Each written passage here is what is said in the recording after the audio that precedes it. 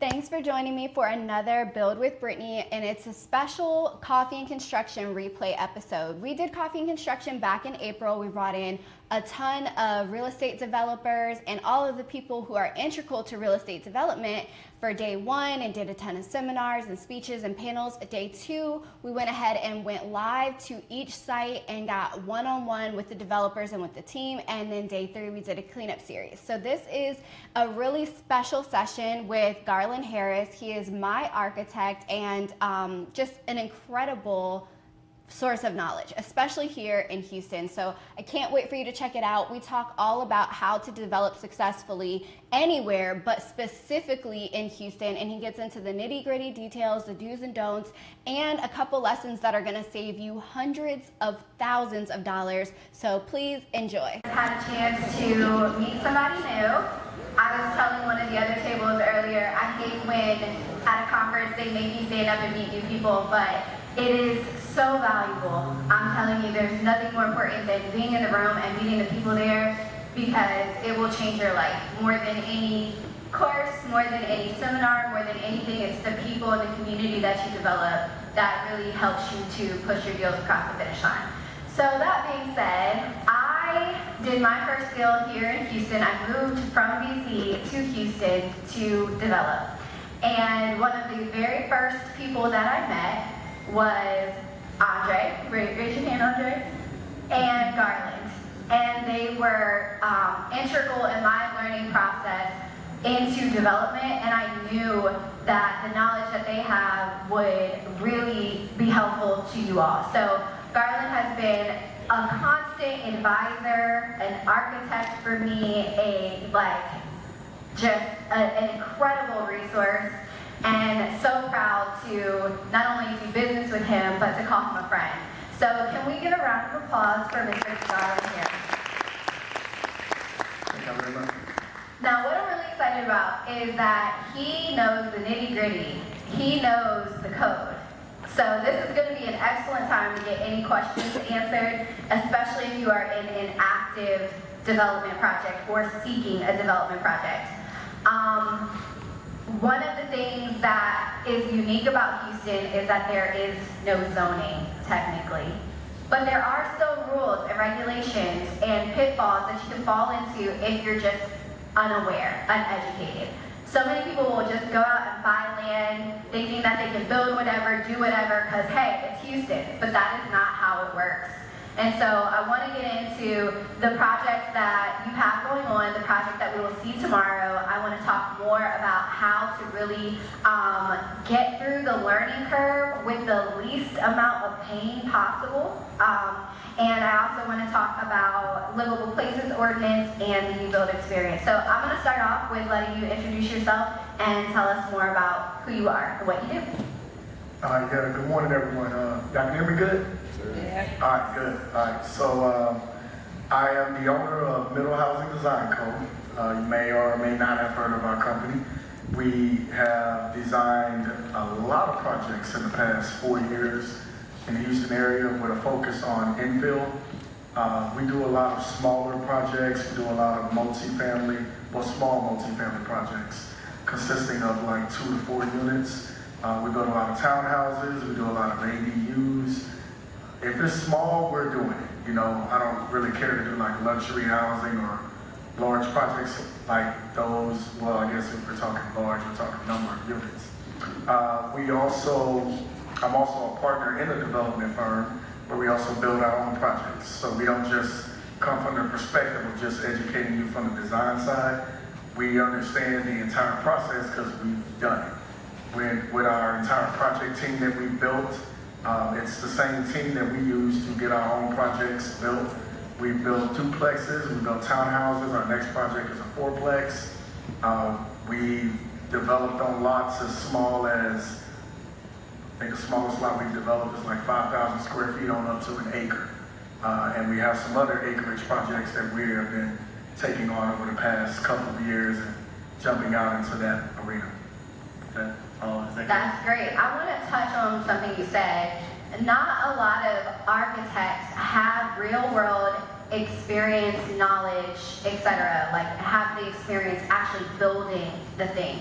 And so that's one of the things that I think is really valuable, and I want you to speak to. How are you different than a desk architect, right? You obviously have a team, you have a builder, you have a developer, you have an architect. How does that change the game for the clients that you work with? And by the way, this event would not be possible without Garland. He is one of our biggest sponsors. So can we give a round of applause for that?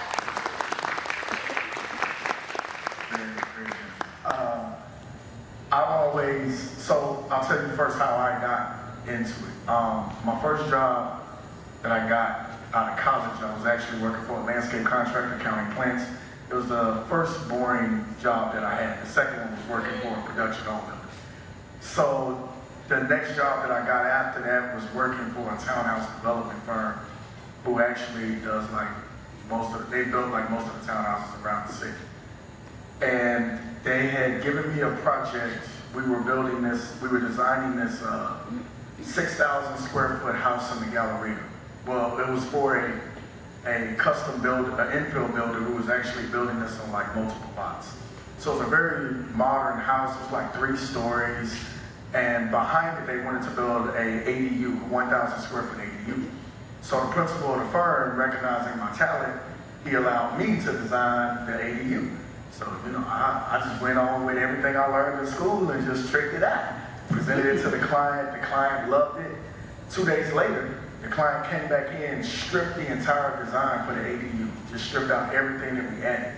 And I went to the principal of the firm and I said, hey, why did they do that? He said, well, they probably went and priced it with their contractors, realized it would be too expensive, so they stripped the design to save money. And that's when it dawned on me that everything they told me in architecture school, that architects control design and that we're the ones who influence design, it wasn't true. Developers control design. And so that's what inspired me to want to jump into the development side. And the firm that I worked for, they were actively developing their own projects too. So they kind of showed me some of the ropes, but a lot of stuff we had to learn on our own because there weren't conferences like this, there weren't coaches, there weren't courses or programs. We just kind of all made those expensive mistakes ourselves. Very, very expensive mistakes. So let's start talking about one of the projects we're going to go view tomorrow. So if you didn't know, or if you don't have your ticket yet, we are taking a bus tour tomorrow from 11 a.m. to 6 p.m. and your project is the very first one. And it is really unique to Houston because it is a tiny home project. It's really unique to the country. Really, there aren't a lot of these communities. So talk about, number one, the inspiration behind the project, and then let's get into some of the details of the project and any of the nitty-gritty that will be important for context tomorrow. Yeah. First off, shout out to my boy Andre because he is the owner and builder of the land. Development is a team sport. It's like football. People talk about the success of individual football players, but guys like Tom Brady need receivers to catch the ball. They need running backs to come out of the backfield. They need linemen to block. They need a whole entire defense to be able to stop the other team from scoring. Otherwise, he won't win 7 Super Bowls. So development is the same way. You have guys who play roles. So my role in this project was really just the design of it. Originally, we had designed a project with 9 townhouses, 9 larger townhouses that were going to be arranged on 2 shared driveways, and it was going to require like stormwater detention. And if you don't know what that is, just know it's expensive. Okay, and so the project kind of stalled for a little bit because we knew that the price point of the homes was going to be too high. And then we caught wind that the city of Houston was actually changing some of their rules. So we started attending some of their meetings. And by the way, you can attend city meetings online. Now, you don't have to go in person. They post a lot of their stuff online. So especially when they're making changes to rules. And a lot of times they'll have public comment where sometimes, like if it's like a commission, like the planning commission or something like that, the planning commission, they'll have meetings and they'll allow people to virtually speak in the meetings. Now, if it's something city council's doing, you gotta go in person, because usually they want you to speak in person, and they want to make sure that you live actually in the city, because if you don't live in the city, they won't let you speak. So that's a incentive to live in the city, I guess. So we got a hold of the draft ordinance. I looked at Andre's lot. I said, Andre, man, this lot is perfect for us to build a unique project that isn't new, because we built it it's been built in other parts of the country. It just it's in that long list of projects that have been outlawed by city zoning rules across the country, or the building code, which is the next fight that we have going to the city council, where we're trying to get them to change the building code. So we looked at the site, and I said, man, this site is perfect for a courtyard project. Let's figure out how we can, design a project for it. We looked at the ordinance, and by the time the city passed it, we were the first ones to submit a plat, because we had already reviewed everything. And when you're the first, you got to fight with the city, especially when they create new rules. So even when we've done like our multi-unit residential projects, which are small apartment buildings, I've had to oftentimes fight with the city about stuff that didn't make sense. And so we fought with the city, we got it approved, went through permitting, got it approved, and we're currently under construction. The project consists of 9 houses that are about 950 to 980 square feet. Now, the reason why we call them tiny houses is because, everything's bigger in Texas. It's really just a marketing name. We knew that a traditional tiny house is like 300 or 400 square feet, and there's no way we're gonna get away with that in Houston, not unless we sell them for like $50,000 a piece.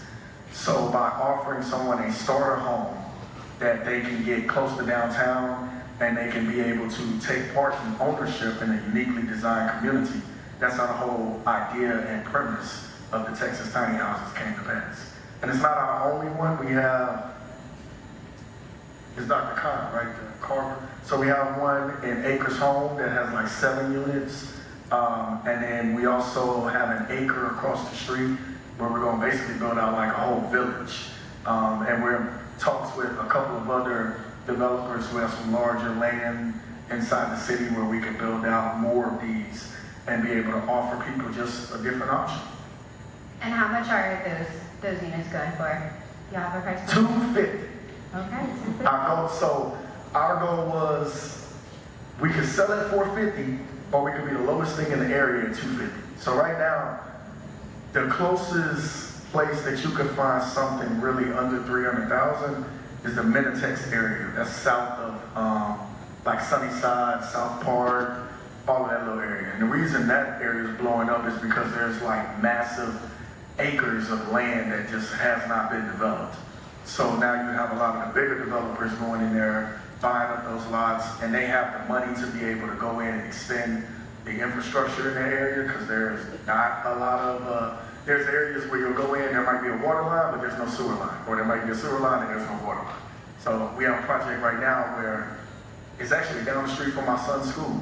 There's no sewer line on the street. So we had to wait for the developer next door to us, who's building like, I think it's Lennar or DR Horton, one of them.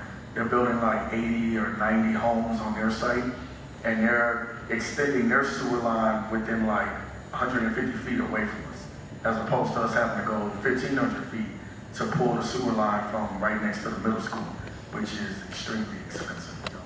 Even the 150 feet is not cheap, but it's a hell of a lot cheaper than 1,500. So I wanna point some things out for folks taking notes. Some of the things you need to figure out in a project are going to be your shared driveways, your water detention if the project is big enough.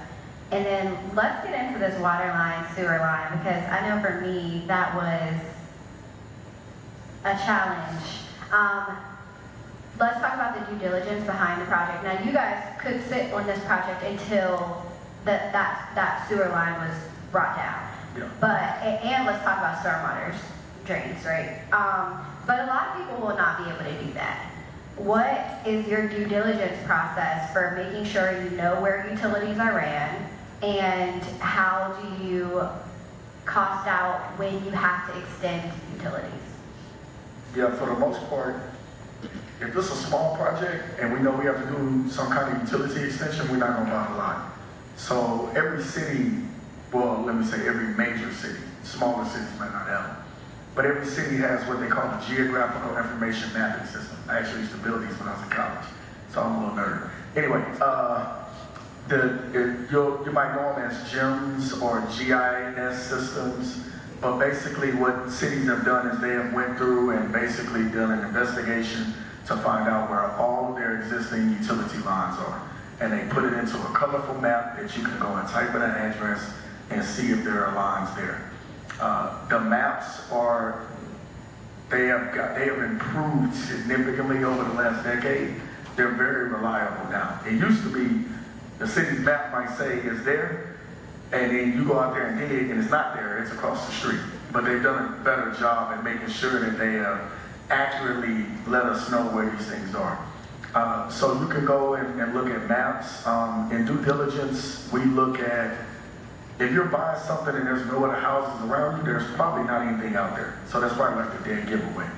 Most of the time, if you're an infill builder, there's usually something there. I think this is the first time we've talked about infill today. So. Oh yeah.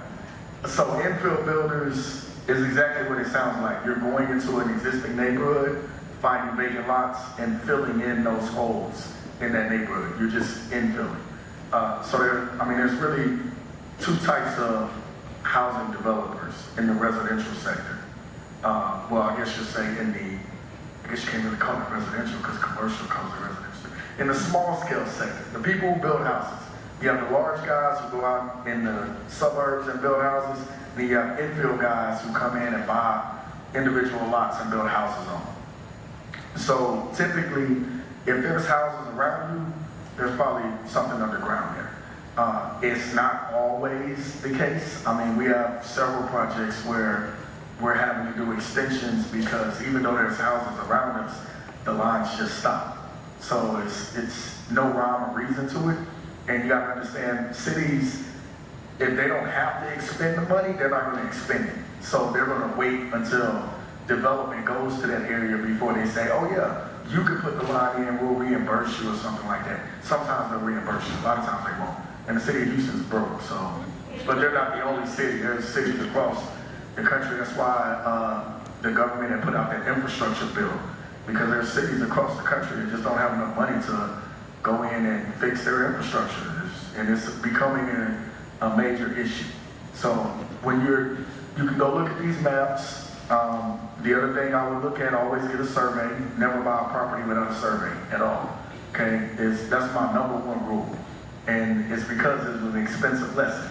We bought a house to flip back in 2018 or 2019, one of the two.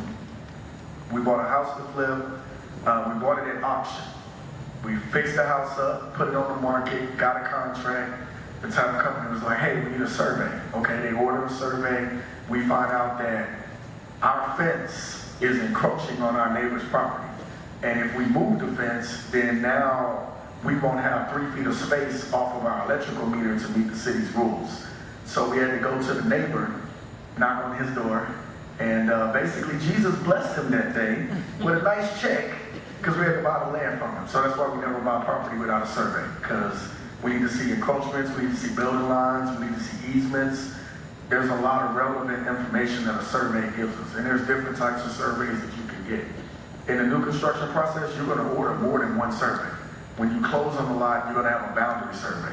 But if you go to replat the lot or you go to do any kind of things underground, you have to go get a topographical survey or an existing condition survey. So these are all things that you need to prepare for in your costs when you're looking at projects to build. So just notes to take, always get a survey. I also made that mistake. And it was very, very costly. It cost me almost a year of time because I did not get my survey to begin with. And a survey done within the last 6 months in order to move through the subdivision or platting process. So very, very expensive lesson to learn. And the surveys are a topo survey, an existing condition survey, and a boundary survey. Those are the surveys you will probably need. So just keep that in mind. Do not close without any survey. Very important. At all. And then I also want you to talk about shared driveways, because that is another thing we ran into on my project that blew the budget. Yeah, your project was unique because the city came back and was like, hey, we know there's a street here, but this street isn't in our system. And we're like, what? They're like, yeah, it's not platted. I'm like, what you mean it's not platted? They're like, well, it looks like somebody a long time ago came and built this street overnight without our approval, and it's just been there. How does that Just happen? prepare yourselves for the ridiculousness. Yeah, how does that happen? I have no clue. So, for an infill developer, if you have to do anything like in the right of way, and the right of way is basically what the city owns. If you have to do things like repave a street, like that's not cheap, bro. You don't want to do that in any way, shape, or form. So, and her project is unique because that was a situation that was like, wow, that we've just never seen before, where you have an illegal street. Before we dive back in, I want to let you know about an exclusive opportunity to share the recordings from Coffee and Construction with you. If you're serious about building your real estate development career, raising capital, and taking everything to the next level, these recordings are packed with actionable insights and expert interviews that are going to help you do just that. Check the description below for more information on how you can get access to all of the recordings and an invitation to the next Coffee and Construction event. Whether you're a beginner or you're looking to scale your career, this series is meant to give you the tools and resources you'll need to succeed. Now let's get back to it. In November 2023, the city made a massive change to their shared driveway projects, which if you drive around areas like Sunnyside Gardens, that's that area between like Reed and Jutland. So we were one of the first ones to go in there and build, us and another guy named Gilbert. We were building duplexes in that area. People, I remember my daddy telling me, oh, I don't know why you building this area. It's trash. Look, there's Negroes everywhere. And I'm like, that's fine. you see crackheads on the corner, I see dollar signs, okay? You know? Now that area is straight blowing up. So there's a lot of investment in that area. You know, we sold 2 duplexes over there with multiple offers during the height of the real estate boom. I wish we would have kept them because they're worth way more money now. But in that area now, you had these deep lots. And before 2023, the city had an automatic detention requirement for anything that was a shared driveway project. So detention, again, stormwater detention, so there's 2 types of stormwater methods that cities employ. You have retention and then you have detention. So retention is kind of what you see in a lot of massive developments, housing developments, might even be in the community that you live in, where basically you have this open hole in the ground, and all it does is it just fills up with water, and it just, you know, it contains it and holds the water. It doesn't release it, all right, unless it overfills. That's the only time that it really releases. So it becomes a lake almost. Detention is basically temporary stormwater storage.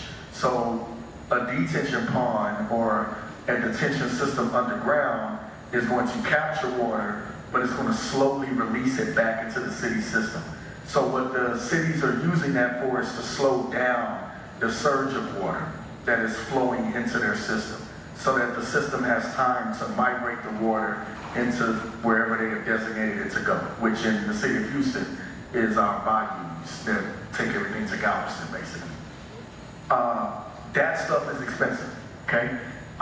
We have built one on our Bill Street Brownstones project, so if you go on our YouTube channel, we have a whole playlist dedicated to that. You can go and follow that entire project. Tell them what the YouTube channel is.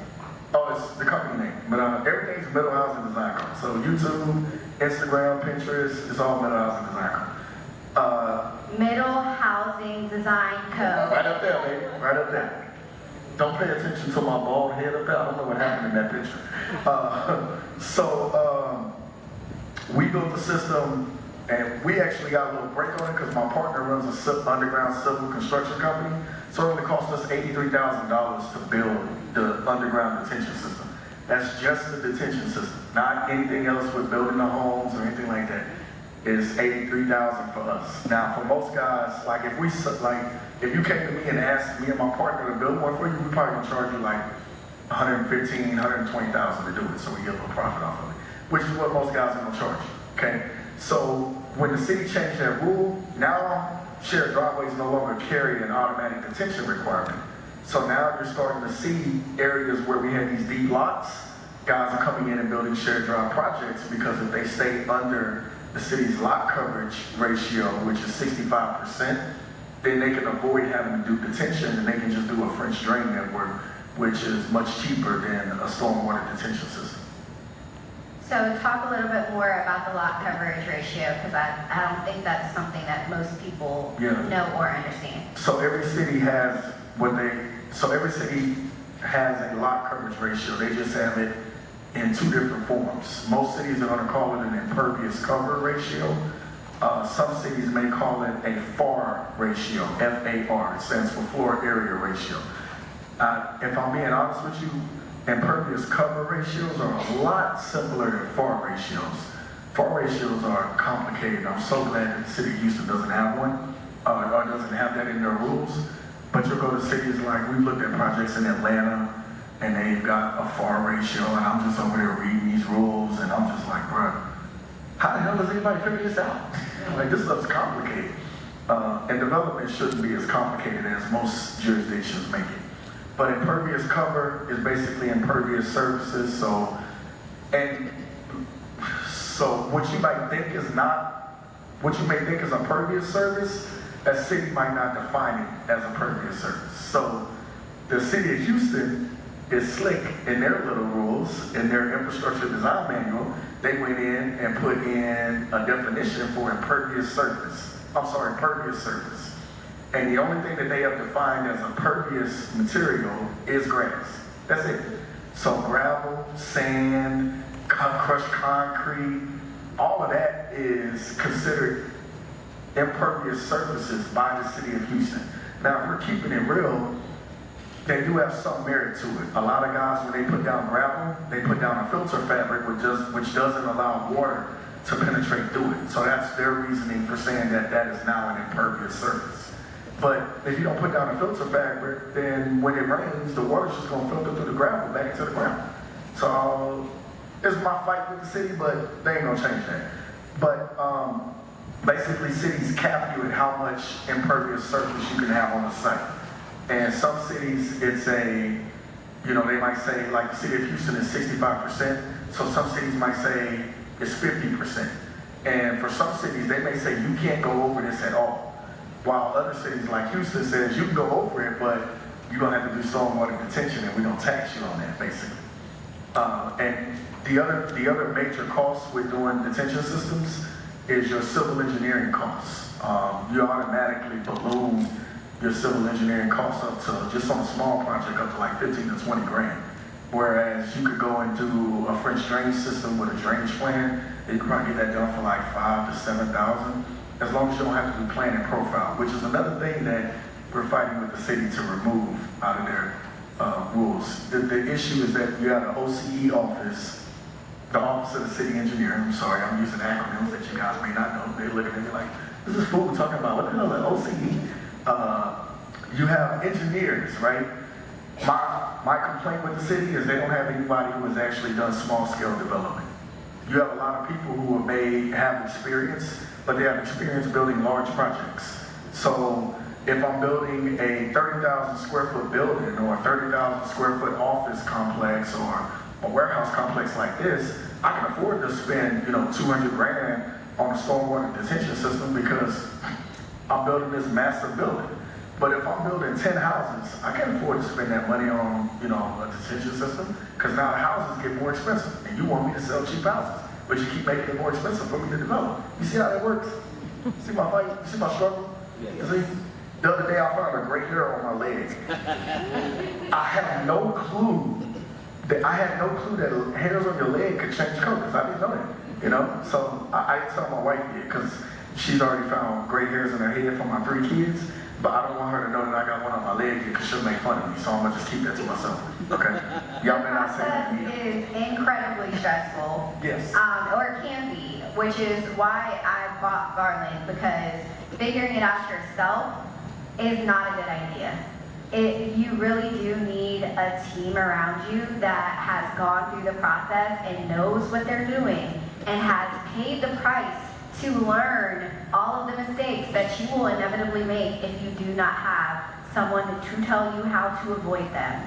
So that being said, everyone should still educate themselves on the rules and regulations that you need to know to develop here. So can you talk about the infrastructure design rules and the code? And I know that his podcast is coming out. We did a podcast about this, so you'll be able to see it. But I want you to also talk about, like, how do people get access to it? How do they study it? What do they need to study? Just to have a general amount of knowledge. I think even if you know it and you read it and you learn it, you still need to talk to somebody who's been doing it. But, you know, can you just talk to that a little bit? Yeah. Every city has what they call, they're either going to call it an engineering design manual or infrastructure design manual. So the city of Houston calls it infrastructure design manual. When I mention IDM, that's what that is. Now, to be honest with you, I don't know how many of you want to sit through and read through 700 pages, okay? That's how long this manual is. I have not read all 700 pages. I have only paid attention to the chapters that specifically affect our projects, which is the street, driveway rules, the stormwater detention rules, and there's another chapter in there that I'll go through and look. But every city has one. A smaller city, their manual might be like 250 pages. A larger city like Houston is going to be like over 700 pages. What's included in the infrastructure design manual is exactly what it sounds like, everything dealing with infrastructure. They have rules regarding how you put up street lights, how you put up power poles, how to install water lines underground, sewer lines, storm sewer lines, all of that stuff, okay? To understand it, really, so you can go look for it, all right? And I'll let you figure out if you can figure it out. If you got questions, you can ask me, or you can take our How to Read Plans course that's coming up, where I teach people how to read plans and go through all of that information.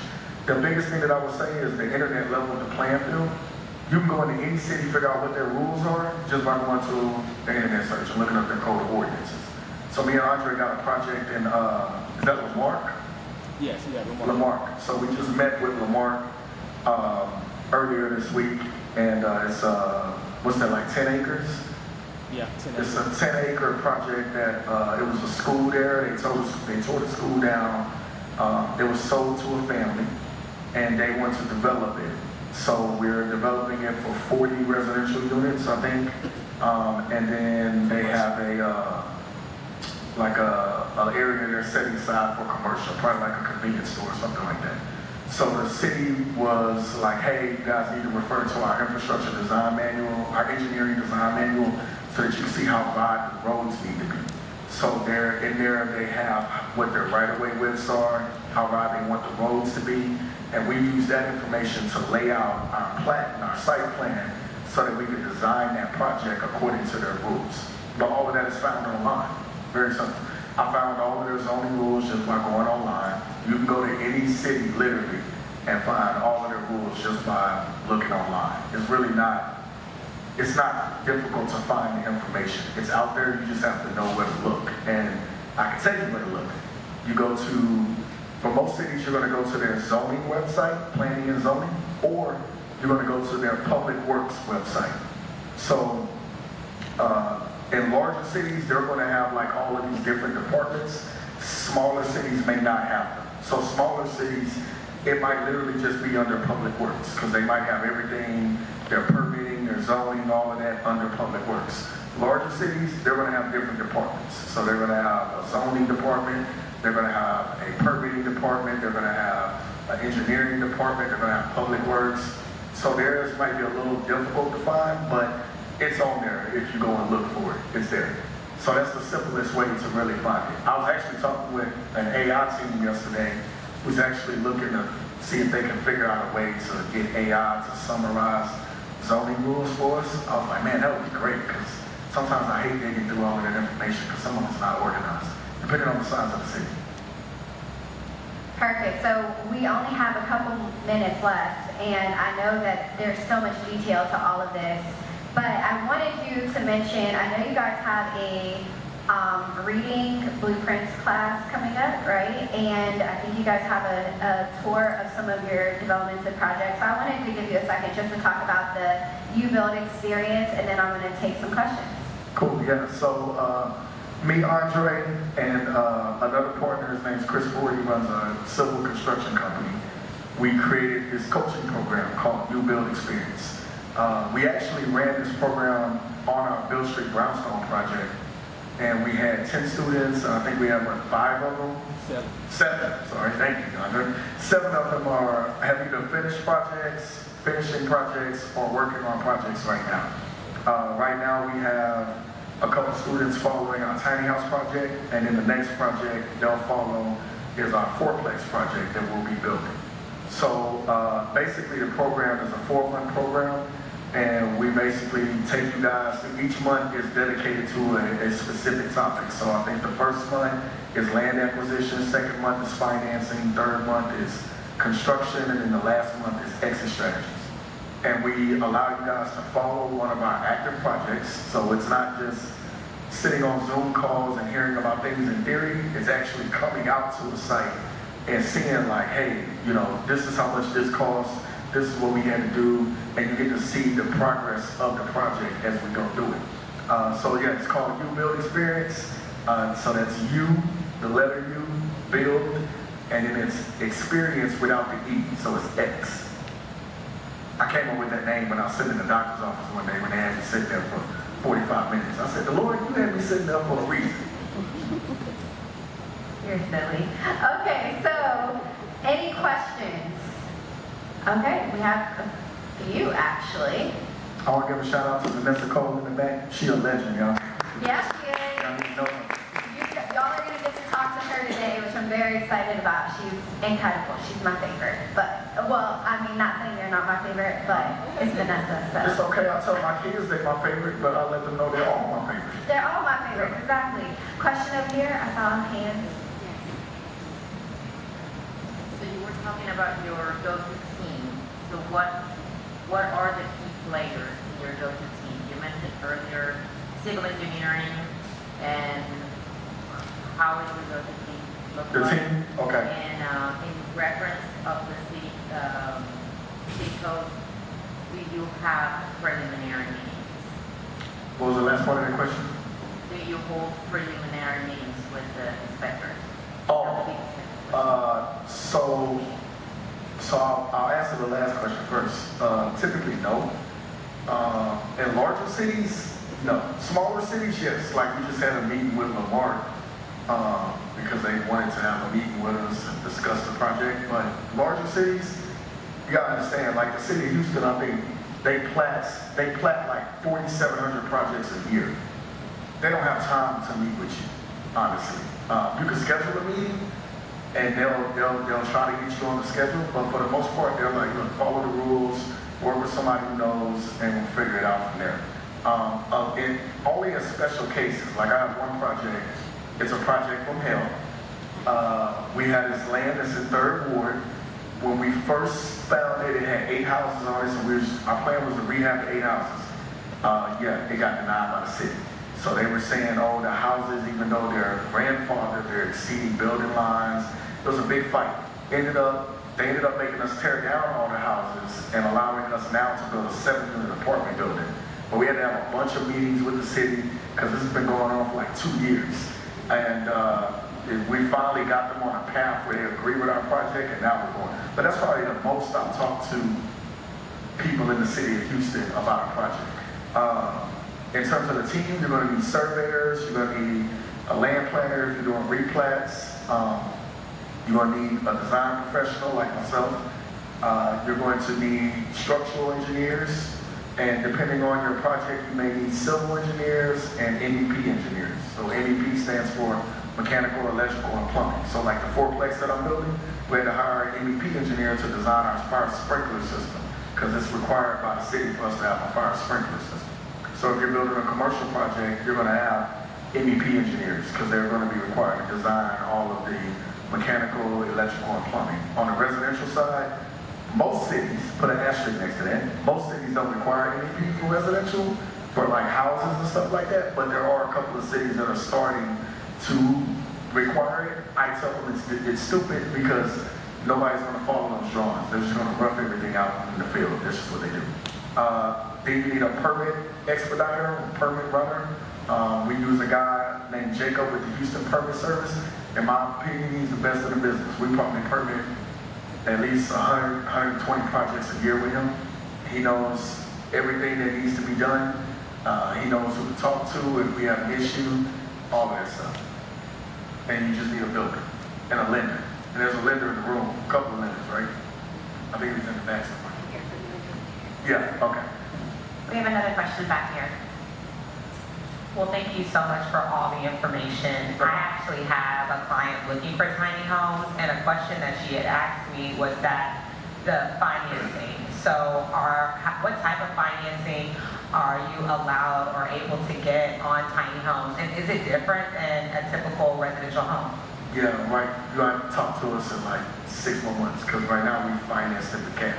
Okay, all right, that's So, fair. Yeah, And then, Andre can give you more information about that, but yeah, because so this is the thing, like a lot of the projects that we are currently working on, they're projects that don't exist in the market, so you have no comps. Like our fourplexes, we don't have any comps for them because they're brand new. No one's built a fourplex in the city in the last 40 years because the rules didn't allow it. They made it extremely difficult.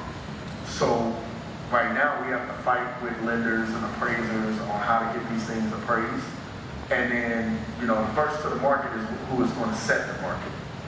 In my opinion, those are the guys that are going to make the most money, because after like, right now we think our fourplex in Fifth Ward will sell for like 900, maybe 950,000. Now we're not going to sell it, we're going to keep it because it's right next to East River, and I want to take advantage of all those people coming and golfing in the hood, so I'm going to sit on it for the next 5 or 6 years. But we are building another one in OST 77021. That one will probably sell for like 850, right? So once we sell, that sets the market. That's the comp. So now other guys are gonna come in behind me and start buying land. But I bought my lot 3 years ago, so I got my lot for like $80,000. They're buying land today for 150, so they're not gonna make the same money that I'm gonna make. and then my second question is that are you listing the tiny home on the traditional MLS market, or do I need to go to your website to follow up and see when they will be released? Andre got them on the market right now. We talked to the the real estate wing. Come out May 17th. We're doing a field trip so you guys can see the whole finished project. Well, 2 of the units, because we only built 2 so far. There's still 7 more to build. Hi, Garland. My name is Marlon Carruthers, emerging developer. The only question I had is the UBuild experience. When will that be offered next? So the program will open back up. Actually, I was on the phone with the marketing team this morning. We're actually going to open it back up in the next week or so. It'll start again in June, and it'll follow the fourplex project. So by the end of the year, we'll probably open it a 3rd time, and you guys will get to follow the next phase of the tiny house project, which will be a little different than this one, because the guys who are following it now, they get it in its rough stage.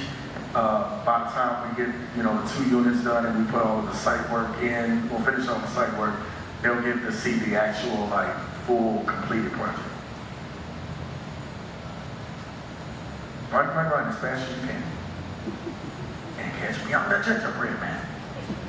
So kind of going back to what the first speaker said, when you're looking at a piece of land and you're trying to find out like the highest and best, right? We don't have the zoning, but how do you determine like what you can put on that to get the most money? Yeah, so the city of Houston has rules that tell us what we can build on the lot. The first thing you want to do is look for deed restrictions, because deed restrictions in Texas are king, and our development rules.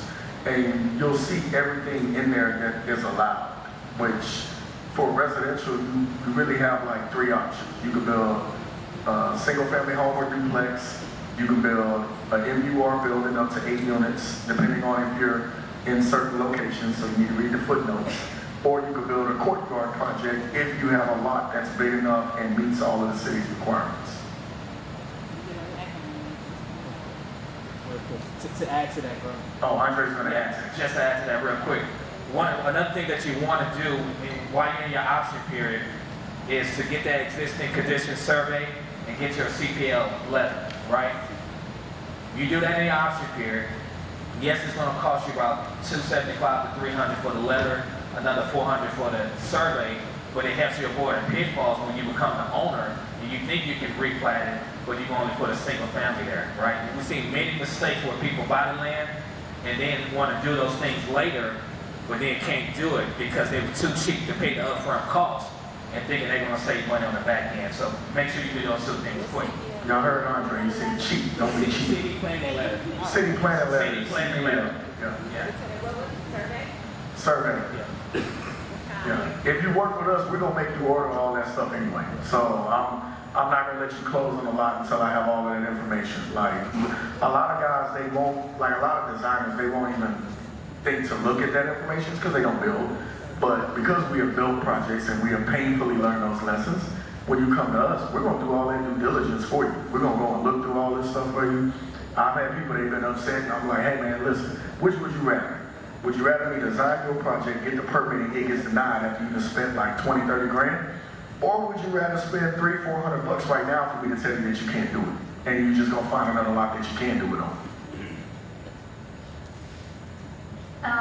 My question is regarding the survey. Can you speak again about the type of surveys you should be doing on the front end?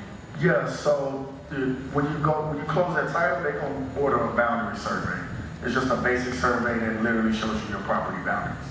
When you go to replat, most cities are gonna require an existing condition survey. An existing condition survey is exactly what it sounds like. It looks at all of the existing conditions on the site. And if you're doing anything with like drainage or if you're in a flood zone, then you need a topo survey and a elevation certificate, which you also get from the surveyor. But that's pretty much four surveys that five, you'll need a tree survey too if there's trees on the lot. The city of Houston, now, I'm telling you this, I don't know where this department came from. They popped up overnight. Forestry. They didn't exist a couple of years ago. And then they came out of nowhere. I don't know why. But now we're starting to add trees to the survey because now we get freaking comments from permitting saying, oh, there's a tree that you can't remove.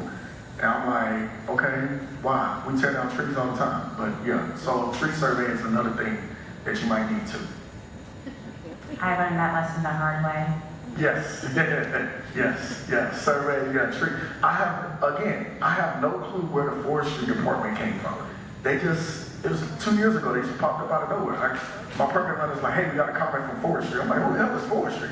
He's like, oh, they the tree department. When did we get one of those? He's like, oh, they've been around. You sure? I've never seen them comment on anything. And now it's like, I see them like every month comment on something where, oh, you can't tear this tree down. I'm like, we already did. Sometimes we already did. I'm not lying. They'll be like, oh, you can't tear this tree down. I'll be like, we tore it down 6 months ago. Y'all need to go look at the site. Any other questions?